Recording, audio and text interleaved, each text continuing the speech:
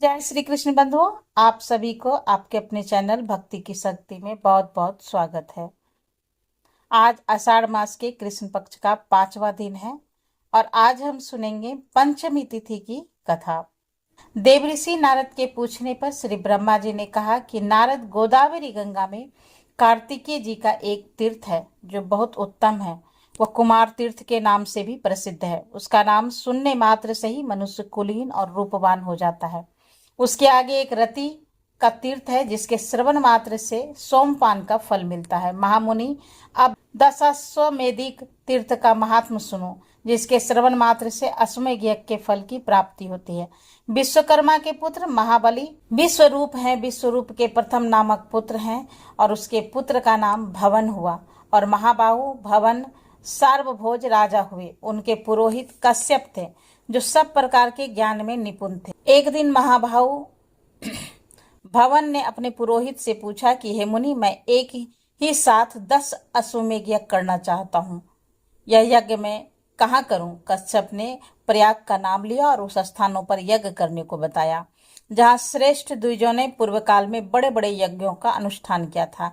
राजा के यज्ञ में बहुत से ऋषि ऋत्विज हुए और पुरोहित ने एक ही साथ 10 अश्वमेध यज्ञ आरंभ कर दिया, किंतु उनमें से एक भी पूर्ण नहीं हो पाया।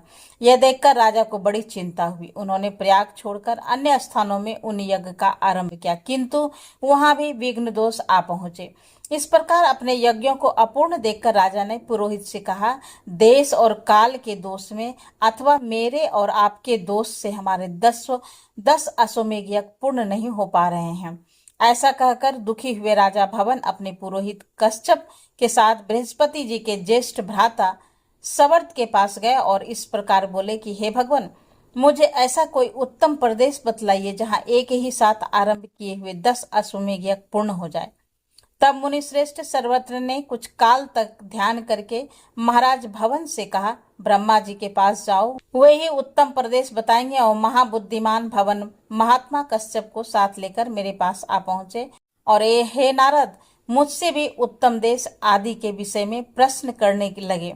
उस समय मैंने भवन और कश्यप से कहा कि राजेंद्र, तुम गोदावरी के तट पर जाओ, वहीं यज्ञ करने के लिए पुण्यवान प्रदेश है। वेदों के पारगामी विद्वान या महर्षि कश्यप ही श्रेष्ठ गुरु हैं। इनकी कृपा और गौतमी गंगा के प्रसाद से एक ही अश्वमेध से अथवा वहां स्नान करने मात्र से तुम्हारे 10 अश्वमेध यज्ञ सिद्ध हो जाएंगे। यह सुनकर राजभवन कश्यप जी के साथ गौतमी के तट पर आए और वहां अश्वमेध यज्ञ की दीक्षा ग्रहण की। वह महायज्ञ आरंभ होकर जब पूर्ण हो गया तब राजा इस पृथ्वी का दान करने को तैयार हुए। उसी समय आकाशवाणी हुई, राजन, तुमने पुरोहित कश्यप जी को पर्वत, वन और काननों सहित पृथ्वी देने की कामना करके सब कुछ दान कर दिया। अब भूमि दान की इच्छा छोड़कर अन्न दान करो, वह महान फल देने वाला है। तीनों लोकों में अन्नदान के समान दूसरा पुण्य कार्य कोई नहीं है। विशेषतः गंगा जी के तट पर श्रद्धा के साथ किए हुए अन्नदान की महिमा अकथनीय है। तुमने जो प्रचुर दक्षिणा से युक्त यह अश्वमेध यज्ञ किया है, इसमें तुम कृतार्थ हो गए। अब इस विषय में तुम्हें अन्यथा विचार नहीं करना चाहिए। तिल, गौ, धन, धान्य जो कुछ भी गोदावरी के तट पर दिया जाता है वह सब अक्षय हो जाता है। यह सुनकर सम्राट भवन ने ब्राह्मणों को बहुत सा अन्नदान दिया। ब्राह्मणों को बहुत सा अन्नदान किया। तब से वह तीर्थ दशाश्वमेधिक के नाम से विख्यात हो गया। वहां स्नान करने से 10 अश्वमेध यज्ञों का फल प्राप्त हो जाता है। उससे आगे पिचास तीर्थ है जो ब्रह्मवादी महर्षियों द्वारा सम्मानित है। वह गोदावरी के दक्षिण तट पर स्थित है। अब नारद, मैं उनका स्वरूप बतलाता हूँ, सुनो। हे मुनिश्रेष्ठ, ब्रह्मगिरी के पार्श्व भाग में अंजन नाम से प्रसिद्ध एक पर्वत है। वहां एक सुंदरी अप्सरा साप भ्रष्ट होकर उत्तम हुई। उसका नाम अंजना था। उसके सभी अंग बहुत सुंदर थे, किंतु मुंह बानरी का था। केसरी नामक श्रेष्ठ बानर अंजना के पति थे। केसरी के एक दूसरी भी स्त्री थी जिसका नाम अद्रिका था। वह भी साप भ्रष्ट अप्सरा ही थी और उसके भी सभी अंग सुंदर थे, किंतु मुंह बिल्ली के समान था। आद्रिका भी अंजन पर्वत पर ही रहती थी। एक समय केसरी दक्षिण समुद्र के तट पर गए। इसी बीच में महर्षि अगस्त अंजन पर्वत पर आए और अंजना और अद्रिका दोनों ने महर्षि का यथोचित पूजन किया, जिससे प्रसन्न होकर महर्षि ने कहा, तुम दोनों वर मांगो। तब वे कहने लगे, मुनीश्वर, हमें ऐसे पुत्र दीजिए जो सबसे बलवान, श्रेष्ठ और सब लोगों का उपकार करने वाला हो।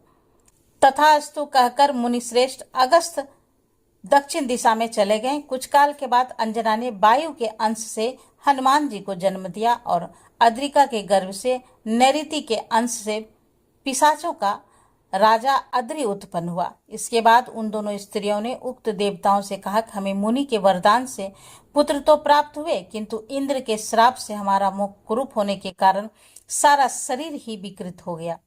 इसे दूर करने के लिए हम क्या उपाय करें, इसे आप दोनों बताइए। तब भगवान वायु और नरते ने कहा, गोदावरी में स्नान और दान करने से तुम्हें इस श्राप से छुटकारा मिल जाएगा।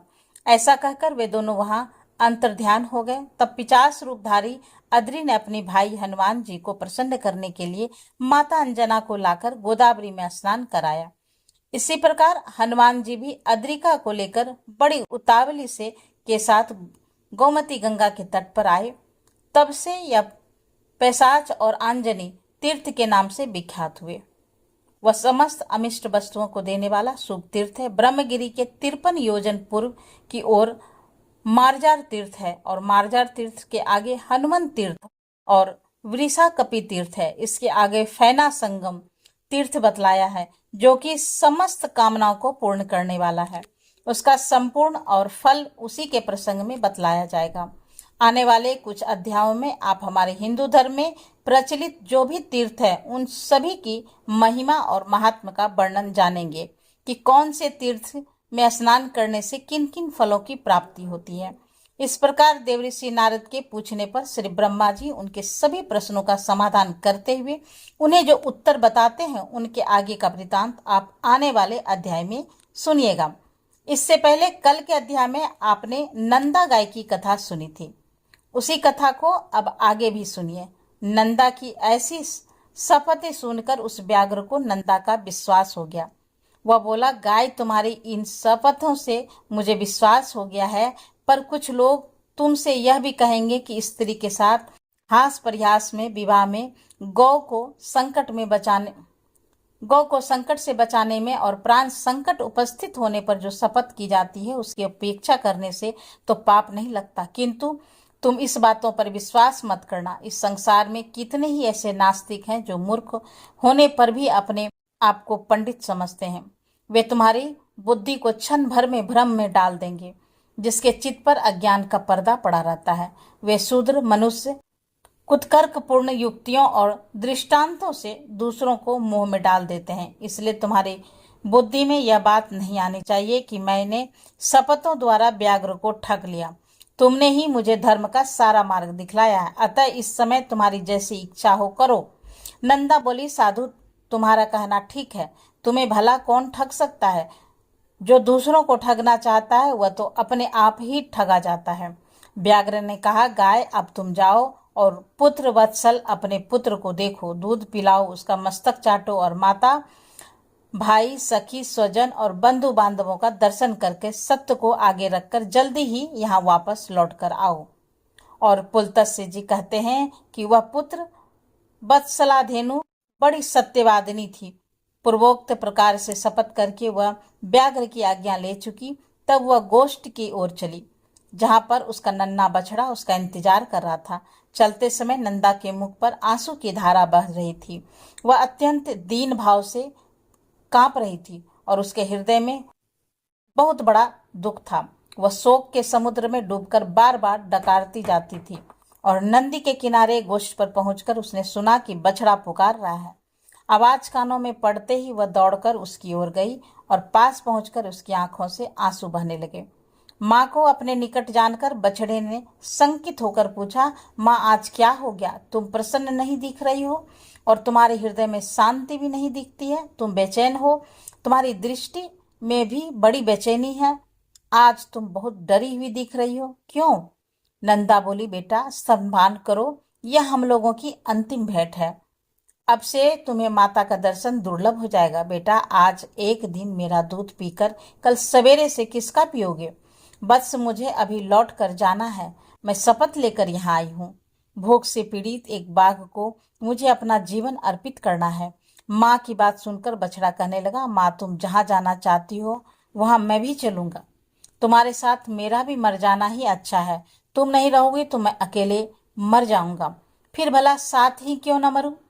अगर बाघ तुम्हारे साथ मुझे भी मार डालेगा तो निश्चय ही मुझे भी वह उत्तम गति मिलेगी जो मातृभक्त पुत्रों को मिला करती है। इसलिए मैं तुम्हारे साथ अवश्य चलूंगा। माता से बिछड़े हुए बालक के जीने का भला क्या उद्देश्य है? केवल दूध पीकर रहने वाले बच्चों के लिए तो माता के समान दूसरा कोई बंधु ही नहीं है। माँ के समान रक्षक, माँ के समान आश्रय और माँ के समान स्नेह, माँ के समान सुख और माँ के समान देवता इस लोक और परलोक में भी नहीं है। यह ब्रह्मा जी का स्थापित किया हुआ परम धर्म है। जो पुत्र इसका पालन करते हैं उन्हें उत्तम गति मिलती है। बेटे की बात सुनकर नंदा कहने लगी, बेटा, मेरी ही मृत्यु नियत है, तुम वहां मत आना। दूसरे की मृत्यु के साथ अन्य जीवों की मृत्यु कभी नहीं होती। यानी कि जिनकी मृत्यु जिस समय निश्चित होती है उसी समय उसे मरना होता है। तुम्हारे लिए माता का यह उत्तम और अंतिम संदेश है। मेरे वचनों का पालन करते हुए तुम यहीं रहो और यही मेरे सबसे बड़ी सेवा होगी। जल के पास अथवा वन में विचरते हुए कभी भी प्रमाद मत करना। प्रमाद से सभी प्राणी नष्ट हो जाते हैं। लोभवश कभी ऐसे घास को चढ़ने के लिए मत जाना जो किसी दुर्गम स्थान में उगी हो, क्योंकि लालच से यह लोक और परलोक में भी सबका विनाश हो जाता है। लोभ से मोहित होकर लोग समुद्र में, घोर वन में और दुर्गम स्थान में भी प्रवेश कर जाते हैं। लालच के कारण विद्वान पुरुष भी भयंकर पाप कर बैठता है। लोभ, प्रमाद और हर एक के प्रति विश्वास कर लेना, इस तीन कारणों से जगत का नाश होता है। इसलिए बेटा, इन तीनों दोषों का परित्याग करना चाहिए। संपूर्ण शिकारी जीवों से और मलेच्छ तथा चोर आदि के द्वारा संकट मिलने पर सदा प्रयत्न पूर्वक अपने शरीर की रक्षा करनी चाहिए। पाप योनि वाले पशु पक्षी अपने साथ एक स्थान पर रहते हैं तो भी उनके विपरीत चित्त का सहसा पता नहीं लगता। नख वाले जीवों का, नदियों का, सींग वाले पशुओं का और शस्त्र धारण करने वालों का, स्त्रियों का और दूतों का कभी विश्वास नहीं करना चाहिए। जिस पर पहले कभी विश्वास नहीं किया गया, ऐसे पुरुष पर तो कभी विश्वास करे ही नहीं। जिस पर विश्वास जम गया हो उस पर भी वह ज्यादा विश्वास करे, क्योंकि अति विश्वास करने से जो भय उत्पन्न होता है वह विश्वास करने वाले का समूल नाश कर डालता है। औरों की तो बात ही क्या है, अपने शरीर का भी विश्वास नहीं करना चाहिए। भीरू स्वभाव वाले अर्थात कायर बालक का भी विश्वास ना करें, क्योंकि ऐसे बालक डराने धमकाने पर प्रमादवश गुप्त से गुप्त बात भी दूसरों को बता सकते हैं। सर्वत्र और सदा सूंघते हुए ही चलना चाहिए, क्योंकि गंध से ही गाय भली बुरी वस्तु की परख कर पाती है। भयंकर वन में कभी अकेला मत रहना, सदा धर्म का ही चिंतन करना। और मेरी मृत्यु से बेटा तुम्हें घबराना भी नहीं है, क्योंकि एक ना एक दिन तो सबको मरना ही है। जैसे कोई पथिक का छाया सहारा लेकर बैठ जाता है और विश्राम करने के लिए वहां से चल पड़ता है, उसी प्रकार प्राणियों का समागम होता है। बेटा, तुम शोक छोड़कर मेरे वचनों का पालन करो। और पुलस जी कहते हैं कि ऐसा कहकर नंदा पुत्र का मस्तक सूंघ कर उसे चाटने लगी और अत्यंत शोक के वशीभूत होकर डबडबाई हुई आंखों से बार बार लंबी सांसें लेने लगी। इसके बाद पुत्र को देखकर निहार कर वो अपनी माता सखियों और गोपियों के पास जाकर कहने लगी, माता, मैं अपने झुंड से आगे चढ़ती हूँ, चली जा रही थी। इतने में ही एक बाघ मेरे पास आ पहुंचा। मैंने बहुत सारी सौगंधे खाकर उसे लौट आने का विश्वास दिलाया है, तब कहीं जाकर उसने मुझे छोड़ा है। मैं बेटे को देखने और आप लोगों से मिलने के लिए चली आई थी, अब फिर वही जा रही हूँ।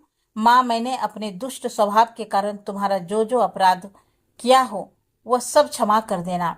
अब अपने इस नाती को लड़का करके मारना। फिर सखियों की ओर मुड़कर कहने लगी, प्यारी सखियों, मैंने जान कर न अनजाने में यदि तुमसे कोई प्रिय बात कह दी है या फिर कोई और अपराध कर डाला हो तो इसके लिए तुम सब मुझे क्षमा करना। तुम सब संपूर्ण सद्गुणों से युक्त हो, तुम में सब कुछ देने की शक्ति है। मेरे बालक पर सदा क्षमा भाव रखना। मेरा बच्चा दीन, अनाथ और व्याकुल है, इसकी रक्षा करना। मैं तुम ही लोगों को इसे सौंप रही हूँ, अपने पुत्र की तरह इसका भी पालन पोषण करना। अच्छा, अब क्षमा मांगती हूँ। मैं सत्य को अपना चुकी हूँ, इसलिए अब बाघ के पास जाऊंगी। सखियों को मेरे लिए चिंता नहीं करना। नंदा की बात सुनकर उसकी माता और सखियों को बड़ा दुख हुआ। वे बहुत ही आश्चर्य और दुख से पड़कर बोली, ओहो, यह तो बड़ी आश्चर्य की बात थी। बाघ के कहने से सत्यवादिनी नंदा फिर से उस भयंकर स्थान में प्रवेश करना चाहती है। शपथ और सत्य के आश्रय से शत्रु को धोखा देकर अपने ऊपर आए हुए महान भय का यत्न पूर्वक नाश करना चाहिए। जिस उपाय से आत्मरक्षा हो सके वही कर्तव्य है। नंदे, तुम्हें वहां नहीं जाना चाहिए। अपने नन्हे से बालक को त्याग कर सत्य के लालच से जो तुम वहां जा रही हो, यह तुम्हारे द्वारा अधर्म हो रहा है। इस विषय में धर्मवादी ऋषियों ने पहले एक वचन कहा था। वह इस प्रकार है कि प्राण संकट उपस्थिति होने पर शपथों के द्वारा अपने आप की रक्षा करने में कोई पाप नहीं लगता। जहां झूठ बोलने से प्राणियों की अपने आप की रक्षा होती हो, वहां पर असत्य भी सत्य है और सत्य भी असत्य है। नंदा बोली, बहनों, दूसरों के प्राण बचाने के लिए भी मैं असत्य कह सकती हूँ, किंतु अपने आप के लिए, अपने जीवन बचाने के लिए मैं किसी तरह कोई झूठ नहीं बोल सकती। जीव अकेले ही गर्भ में आता है, अकेले ही मरता है और अकेले ही उसका पालन पोषण होता है। अकेले ही वह सारे सुख दुख भोगता है। इसलिए मैं सदा सत्य बोलूंगी। सत्य पर ही संसार टिका हुआ है। धर्म की स्थिति भी सत्य में है। सत्य के कारण ही समुद्र अपनी मर्यादा का उल्लंघन नहीं करता और राजा बलि भगवान विष्णु को पृथ्वी देकर स्वयं पाताल में चले गए और छल से बांधे जाने पर भी सत्य पर ही डटे रहे। गिरिराज विंध्याचल अपने 100 शिखरों के साथ बढ़ते बढ़ते बहुत ऊंचे हो गए थे। यहाँ तक कि उन्होंने सूर्यों का रास्ता भी रोक लिया था, किंतु सत्य में बंध जाने के कारण वे महर्षि अगस्त के साथ किए अपने नियम को नहीं तोड़ते। स्वर्ग, मोक्ष तथा धर्म सब सत्य में ही प्रतिष्ठित है। जो अपने वचन का लोभ करता है, उसने मानो सबका लोभ कर दिया। सत्य अगाध जल से भरा हुआ तीर्थ है।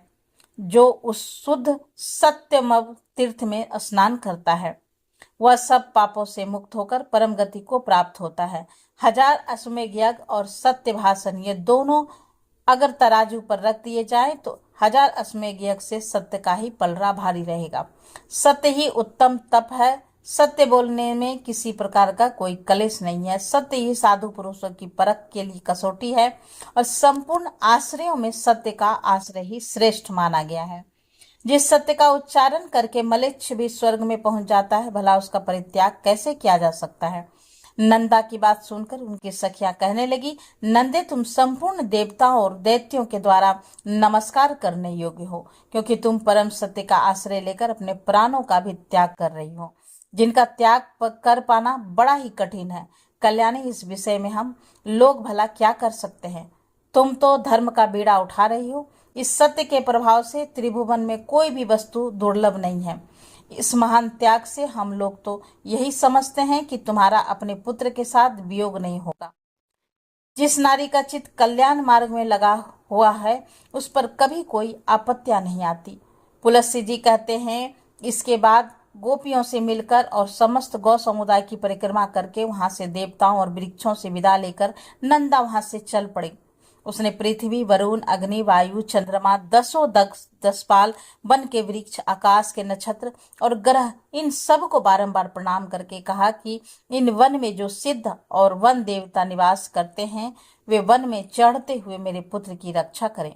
इस प्रकार पुत्र के स्नेहवश बहुत सी बातें कहकर नंदा वहां से चल पड़ी और उस स्थान पर पहुंच गई जहां पर कि वह तीखी दाढ़ी और भयंकर आकृति वाला मांसभक्षी बाघ मुंह बाए बैठा था, उसका इंतजार कर रहा था। उसके पहुंचने के साथ ही उसका बछड़ा भी अपने पूंछ ऊपर को उठाए बड़ी तेजी से दौड़ता हुआ वहां पहुंच गया और अपनी माता और व्याघ्र दोनों के आगे खड़ा हो गया। पुत्र को आया देखकर और सामने खड़े हुए मृत्यु के रूप बाघ पर नजर डालकर नंदा ने कहा, मृगराज, मैं सत्य धर्म का पालन करती हूँ, तुम्हारे पास आ गई हूँ। अब मेरे मानस से तुम इच्छा अनुसार अपनी तृप्ति करो। अपना पेट भरो। नंदा की बात सुनकर व्याघ्र बोला, गाय तुम बड़ी सत्यवादिनी निकली। कल्याणी तुम्हारा स्वागत है। सत्य का सहारा लेने वाले प्राणियों का कभी कोई अमंगल नहीं होता। तुमने लौटने के लिए जो पहले सत्यपूर्वक शपथ की उसे सुनकर मुझे बड़ा कौतूहल हुआ था कि यह जाकर फिर भला कैसे लौटेगी। तुम्हारे सत्य की परीक्षा के लिए ही मैंने पुनः तुम्हें भेज दिया था, नहीं तो मेरे पास आकर तुम भला जीती जागती कैसे लौट सकती थी। मैं तो तुम्हें तुरंत ही मारकर खा सकता था। मेरा वह कौतूहल पूरा हुआ। मैं तुम्हारे अंदर सत्य खोज रहा था और वह मुझे मिल गया। इस सत्य के प्रभाव से मैंने तुम्हें छोड़ दिया।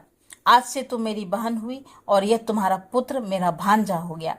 सुबह तुमने अपने आचरण से मुझ महान पापी को यह उपदेश दिया है कि सत्य पर ही संपूर्ण लोक प्रतिष्ठित है। सत्य के ही आधार पर धर्म टिका हुआ है। कल्याणी, तृण और लताएं सहित भूमि के वे प्रदेश धन्य हैं जहां पर तुम रहा करती थी। जो तुम्हारा दूध पीते हैं वे भी धन्य हैं, कृतार्थ हैं। उन्होंने ही पुण्य किया है और उन्होंने ही जन्म का फल पाया है। देवताओं ने मेरे सामने यह आदर्श रखा है कि गौओं में ऐसा सत्य है। यह देखकर अब मुझे अपने जीवन से अरुचि हो गई है। अब मैं वह कर्म करूंगा जिसके द्वारा पाप से छुटकारा पा जाऊं। अब तक मैंने हजारों जीवों को मारा और खाया है। मैं महान पापी, दुराचारी, निर्दयी और हत्यारा हूँ। पता नहीं ऐसे दारुण कर्म करके मुझे किन किन लोगों में जाना पड़ेगा। बहन, इस समय मुझे अपने पाप से शुद्धि होने के लिए जैसी तपस्या करनी चाहिए उसे संक्षेप में बताओ, क्योंकि अब विस्तार पूर्वक सुनने के मेरे पास समय नहीं है। व्याग की ऐसी बातें सुनकर नंदा कहने लगी, भाई, बाघ विद्वान पुरुष सतयुग में तप की प्रशंसा करते हैं और त्रेता में ज्ञान और उसके सहायक कर्म द्वापर में है। यज्ञों को ही उत्तम बतलाते हैं, किंतु कलयुग में एकमात्र दान ही श्रेष्ठ माना गया। संपूर्ण दानों में एक ही दान सर्वोत्तम है और वह है संपूर्ण भूतों को अभय दान। इससे बढ़कर दूसरा कोई दान नहीं है। जो समस्त चराचर प्राणियों को अभय दान देता है वह सब प्रकार के भय से मुक्त होकर परम ब्रह्मा को प्राप्त होता है। अहिंसा के समान न कोई दान है न कोई तपस्या। जैसे हाथी के पद चिन्ह में अन्य सभी प्राणियों के पद चिन्ह समा जाते हैं, उसी प्रकार अहिंसा के द्वारा सभी धर्म प्राप्त हो जाते हैं। योग एक ऐसा वृक्ष है जिनकी छाया तीनों तापों का नाश करने वाली है। धर्म और ज्ञान उस वृक्ष के फूल हैं। स्वर्ग तथा मोक्ष उनके फल हैं। जो आध्यात्मिक, आदि दैविक और आदि भौतिक इन तीनों प्रकार के दुखों से संतप्त हैं, वे ही इस योग वृक्ष की छाया का आश्रय लेते हैं। वहां जाने से उन्हें उत्तम शांति मिलती है, जिससे फिर कभी दुखों के द्वारा वे बाधित नहीं होते। यही परम कल्याण का साधन है जिसे मैंने संक्षेप में बताया है। तुम्हें यह सभी बातें पता है, केवल तुम मुझसे पूछ रहे हो। बाघ ने कहा, बहन, पूर्व समय में एक राजा था, किंतु एक मृगी के शाप से मुझे बाघ का शरीर धारण करना पड़ा। तब से लगातार प्राणियों का वध करते रहने के कारण मुझे ये सारी बातें भूल गई थी। इस समय तुम्हारे संपर्क और उपदेश से मुझे वह सारी बातें फिर से याद आ गई। तुम भी अपने सत्य के प्रभाव से उत्तम गति को प्राप्त होगी। अब मैं तुमसे एक प्रश्न और पूछता हूँ। मेरे सौभाग्य से तुमने आकर मुझे धर्म का स्वरूप बताया और सत्य पुरुषों के मार्ग में प्रतिष्ठित है। कल्याणी, तुम्हारा नाम क्या है? नंदा कहने लगी, मेरे यूथ के स्वामी का नाम नंद है और उन्होंने ही मेरा नाम नंदा रख दिया। पुलस्त्य जी कहते हैं, नंदा का नाम कान में पड़ते ही राजा प्रबंधन साप से मुक्त हो गए। उन्होंने फिर से बल और रूप से संपन्न राजा का शरीर प्राप्त कर लिया। इसी समय सत्य बोलने वाले यशस्विनी नंदा का दर्शन करने के लिए साक्षात धर्म वहां आए और इस प्रकार बोले, नंदे, मैं धर्म हूं और तुम्हारी सत्यवाणी से आकृष्ट होकर यहाँ आया हूं। तुम मुझसे कोई श्रेष्ठ वर मांग लो। धर्म के ऐसा कहने पर नंदा ने यह वर मांगी कि धर्मराज, आपकी कृपा से मैं पुत्र सहित उत्तम पद को प्राप्त हूँ और यह स्थान मुनियों को धर्म प्रदान करने वाला शुभ तीर्थ बन जाए। देवेश्वर, यह सरस्वती नदी आज से मेरे ही नाम से प्रसिद्ध है। इसका नाम नंदा पड़ गया और आपने वर देने को कहा, इसलिए मैंने यही वर मांगा है। फिर पुत्र सहित देवी नंदा तुरंत ही सत्यवादियों के उत्तम लोक में चली गई। राजा प्रबंधन ने भी अपनी पार्जित राज्य को पा लिया और नंदा सरस्वती के तट से स्वर्ग को गई और उसने धर्मराज से इस आशय का वरदान भी मांगा था। इसलिए विद्वानों ने वहां सरस्वती का नाम नंदा रख दिया। जो मनुष्य वहां आते समय सरस्वती का नाम उच्चारण मात्र कर लेता है वह जीवन भर सुख प्राप्त करता है और मृत्यु के बाद देवता होता है। स्नान और जलपान करने से सरस्वती नदी मनुष्यों के लिए स्वर्ग की सीढ़ी बन जाती है। अष्टमी के दिन जो लोग एकाग्रचित होकर सरस्वती में स्नान करते हैं वे मृत्यु के बाद स्वर्ग में पहुंचकर सुख भोगते हैं और आनंदित होते हैं। सरस्वती नदी सदा ही स्त्रियों को सौभाग्य प्रदान करने वाली तृतीया को यदि उसका सेवन किया जाए तो वह विशेष सौभाग्यदायिनी होती है। उस दिन उसके दर्शन से भी मनुष्य को पाप राशि से मुक्ति मिल जाता है। जो पुरुष उसके जल का स्पर्श करते हैं उन्हें भी मुनीश्वर समझना चाहिए। वहां चांदी दान करने से मनुष्य रूपवान होता है। ब्रह्मा की पुत्री ये सरस्वती नदी परम पावन और पुण्य सलीला है और यही नंदा नाम से प्रसिद्ध है। फिर जब यह स्वच्छ जल से युक्त होकर दक्षिण दिशा की ओर बहती है तब विपुला या विशाला नाम धारण करती है। वहां से कुछ ही दूर आगे जाकर यह फिर से पश्चिम दिशा की ओर मुड़ गई। वहां से सरस्वती की धारा प्रकट देखी जाती है और उसके तटों पर अत्यंत मनोहर तीर्थ और देव मंदिर है जो मुनियों और सिद्ध पुरुषों द्वारा भली भांति सेवित है। नंदा तीर्थ में स्नान करके अगर मनुष्य स्वर्ण और पृथ्वी आदि का दान करे तो वह महान अभ्युदयकारी और अक्षय फल प्रदान करने वाला हो जाता है। भीष्म जी ने कहा, हे ब्राह्मण, अब आप मुझे यह बताने की कृपा करें कि वेद, वेदांत, ब्रह्मा तीनों पुष्करों की यात्रा किस प्रकार करते हैं और उसके करने से मनुष्य को क्या फल मिलता है। तब पुलस्त्य जी ने कहा, राजन, अब एकाग्रचित्त होकर तीर्थ सेवन के महान फल भी सुनो। जिसके हाथ पैर और मन संयम में रहते हैं और जो विद्वान, तपस्वी और कीर्तिवान होते हैं वही तीर्थ सेवन का फल प्राप्त होता है। जो पति ग्रह से दूर रहता है, किसी का दिया हुआ दान नहीं करता है और प्रारब्ध वश जो कुछ मिल जाए उसी से संतुष्ट रहता है और जिसका अहंकार दूर हो गया है, ऐसे मनुष्य को ही तीर्थ सेवन का पूरा फल मिलता है। राजन, जो स्वभाव से क्रोधहीन, सत्यवादी, दृढ़ता पूर्वक उत्तम व्रत का पालन करने वाले और सभी प्राणियों को आत्मभाव रखने वाले, सभी प्राणियों को एक समान समझने वाले, उसे तीर्थ सेवन का पूर्ण फल प्राप्त होता है। यह ऋषियों का परम गोपनीय सिद्धांत है। राजन, पुष्कर तीर्थ करोड़ों ऋषियों से भरा हुआ, उसकी लंबाई 10 कोस और चौड़ाई 2 कोस है। यही उस तीर्थ का परिमाण है। वहां जाने मात्र से मनुष्य को राजस्व और अश्वमेध यज्ञ का फल मिल जाता है। जहां अत्यंत पवित्र सरस्वती नदी के ज्येष्ठ पुष्कर में प्रवेश किया है, वहां चैत्र शुक्ल चतुर्थी को ब्रह्मा आदि देवता, ऋषियों, सिद्धों और चारणों का आगमन होता है। इसलिए उस तिथि को देवताओं और पितरों के पूजन से प्रवृत्त होकर मनुष्य को वहां स्नान करना चाहिए।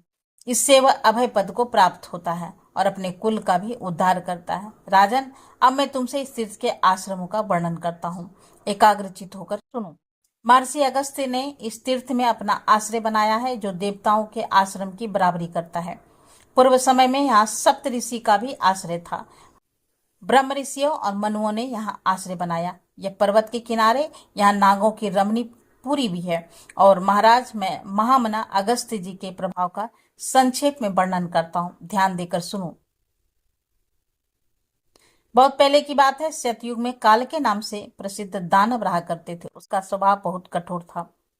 वे सदा युद्ध करने के लिए तत्पर रहा करते थे। एक समय वे सभी दानव नाना प्रकार के अस्त्र शस्त्र से सुसज्जित होकर वृतासुर के बीच में करके इंद्र आदि देवताओं पर चारों ओर से चढ़ाए। तब देवतागण इंद्र को आगे करके ब्रह्मा जी के पास गए और उन्हें हाथ जोड़कर खड़े देखकर ब्रह्मा जी कहने लगे, देवताओं, तुम लोग जो कार्य करना चाहते हो वह सब मुझे पता है। मैं ऐसा उपाय बताऊंगे जिससे तुम वृतासुर का व्रत कर सकोगे।